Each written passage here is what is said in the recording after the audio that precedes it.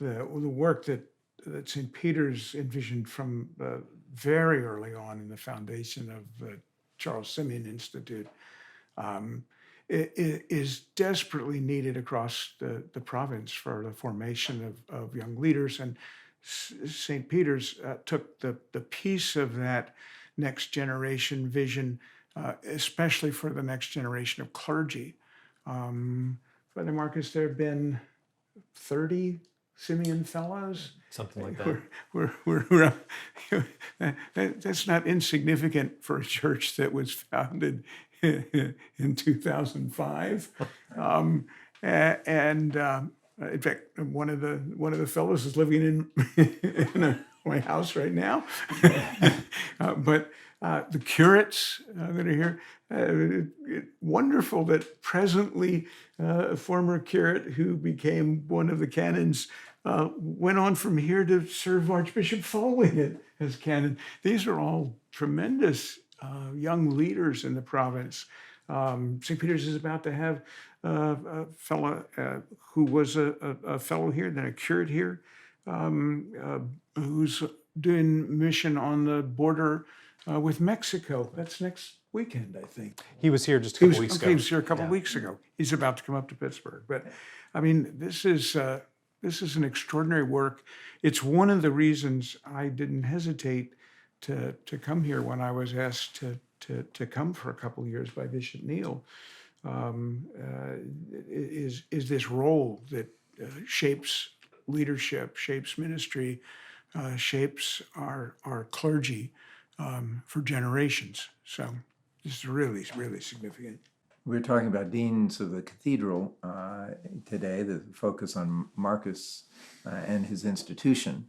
But it's worth remembering that a clergy person raised up just a decade or so ago from here, went on to be the dean of a cathedral in Cascadia, and has now been followed by another clergy person in the same role at the same cathedral, who also came out of this congregation. It's really quite remarkable. So in a sense, they're reproducing themselves at that level. The only thing I'd add, and I think across the province we're getting more and more sense of this as to what a challenge ahead would be, is I think we're rediscovering the diaconate long term, that we're not going to be able to have a missional impact we need to have unless we have many more deacons. So I think one of the challenges here and in all of our congregations to say, how can we raise up that particular role? It doesn't require the same level of training or the same breadth of giftedness, but we need people who see themselves as servants within the body of Christ and can model that, particularly in outreach ministry. So I'm thrilled about that. But you asked what's next. That's one thing that I think that will be next. And likewise for raising up lay ministry here. There's lots of lay ministry going on here, but if we're going to grow as a province, we need some people who are called to full-time lay ministry with a particular sense of gifts. We can't be clergy-centric and get the mission done. Well, I would just say the ministry of the deacon is so important, and we've been trying to emphasize it in our diocese and to raise it up, because deacons have unique gifts and unique ministries, and we need to recapture that for the modern church.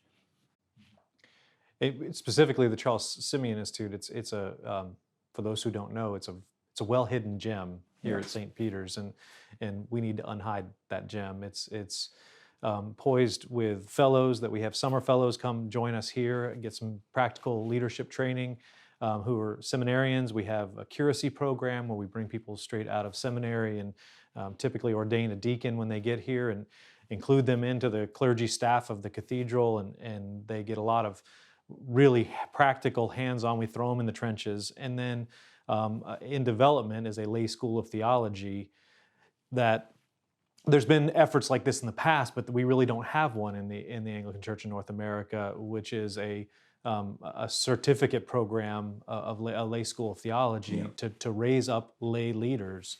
So Charles Simeon Institute has a ton of potential, and I'm excited to start evangelizing for it, frankly. I think of the military academies and the other ways that officers are raised up. Marcus having a military academy background himself, and it's a both and. You need concentrated places where you're doing the hard work of living in a scholarly community together. And you need other ways of raising up ordained leaders. And where we are right now is very much a both and. We need Simeon, and we need Trinity, we need Nashotah. There are other seminaries that now have Anglican tracks as well. We're all having to work together because we are facing a situation where we need different kinds of leaders raised up from different situations. Some have the freedom to go to a residential college, residential seminary. Others don't. So, like the military, you have multiple ways to raise up your leadership. I would also say that there is a body of knowledge that we want people to understand. That's right. When they come into the ordained ministry. And one of the tragedies I'm seeing in our current culture, not just the Anglican Church, but in other bodies, is folks who are raised up as ministers of the gospel. And it's like they're ignorant of 2,000 years of church history, of the church councils, of things that were considered heresies, false teaching, and they're not aware of it. So they're actually teaching some of it as truth, and it's so sad. So it's very important that our folks be trained in what Christianity is. So. Very much related to that.